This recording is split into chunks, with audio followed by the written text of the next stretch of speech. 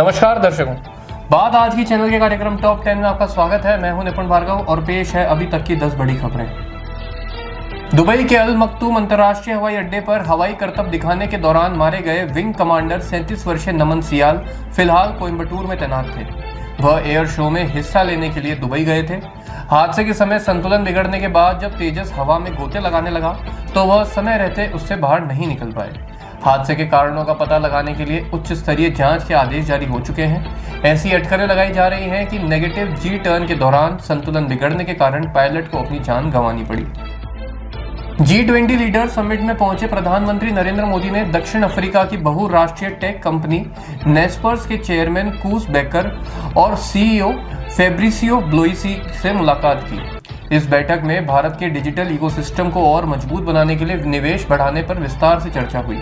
विदेश मंत्रालय के प्रवक्ता रणधीर जायसवाल के अनुसार बातचीत का मुख्य फोकस था AI, startup ecosystem, space sector और उपभोक्ता तकनीक के नए अवसरों में निवेश बढ़ाना।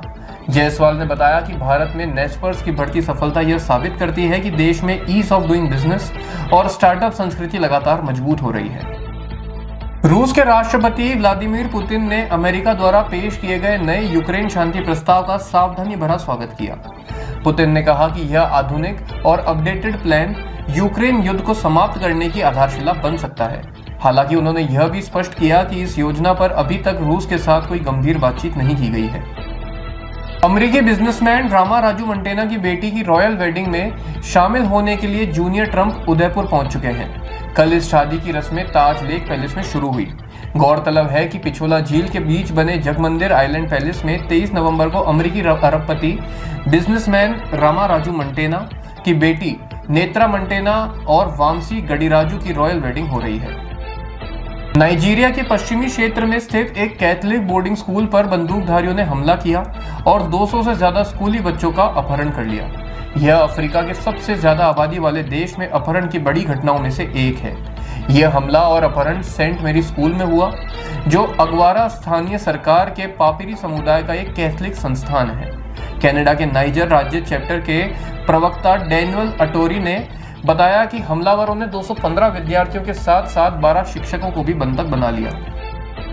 नवंबर का महीना अपने अंतिम पड़ाव पर है, लेकिन उत्तर भारत में सर्दी का असल प्रकोप अभी सामने आना बाकी है। फिलहाल दिल्ली, एनसीआर, उत्तर प्रदेश और बिहार में सुबह शाम की ठंड जरूर महसूस हो रही है, लेकिन दिन में निकल रही धूप लोगों को कुछ राहत दे रही है। मौसम विभाग का कहना है कि यह राहत ज्यादा लंबी नहीं चलेगी, क्योंकि नवंबर के आखिरी सप्ताह से शीतलहर के हालात बनना तय है। खास तौर पर पूर्वी उत्तर प्रदेश में ठंड का असर अचानक बढ़ने की आशंका है। इसी बीच प्रदूषण ने दिल्ली, एनसीआर में हालात और बिगाड़ दिए हैं, जहां साफ हवा मिलना मुश्किल हो चुका है। दूसरी ओर पहाड़ों पर मौसम तेजी से करवट ले रहा है और उच्च हिमालयी क्षेत्रों में बर्फबारी की चेतावनी जारी है। निवर्तमान प्रधान न्यायाधीश भूषण रामकृष्ण गवई ने शुक्रवार को अपने आखिरी कार्य दिवस पर भावुक विदाई भाषण दिया और कहा कि वे न्याय के विद्यार्थी के रूप में सुप्रीम कोर्ट छोड़ रहे हैं। उन्होंने कहा कि 40 साल से अधिक की अपनी यात्रा में उन्होंने पूरी निष्ठा से देश और न्यायपालिका की सेवा करी। पश्चिम बंगाल के भरतपुर से तृणमूल कांग्रेस के विवादास्पद विधायक हुमायूं कबीर ने बाबरी मस्जिद के निर्माण का ऐलान करते हुए एक नए विवाद को जन्म दे दिया है।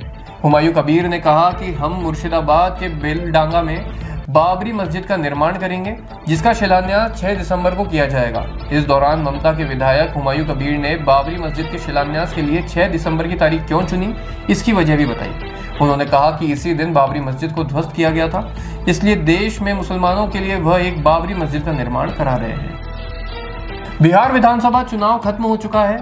नई सरकार शपथ ले चुकी है। मंत्रियों के बीच विभागों का बंटवारा हो चुका है, लेकिन मतगणना को लेकर विवाद जारी है।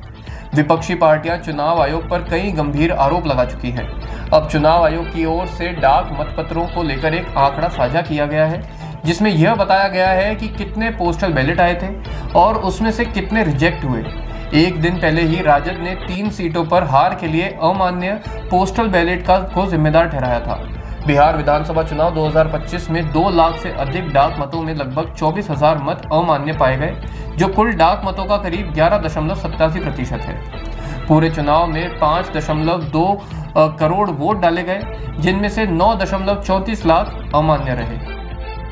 केंद्रीय गृह मंत्री अमित शाह ने शुक्रवार को 4 श्रम संहिताओं के क्रियान्वयन पर देश के सभी श्रमिकों को बधाई दी और इन्हें श्रम कानूनों के इतिहास में सबसे बड़ा सुधार करार दिया।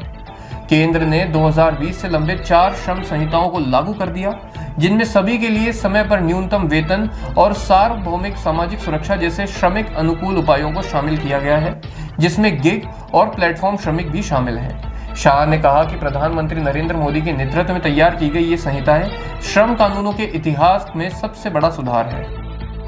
टॉप 10 में अभी के लिए इतना ही। अगले कार्यक्रम सुपर 30 में आपसे फिर मुलाकात होगी। तब तक के लिए आज्ञा दीजिए। नमस्कार।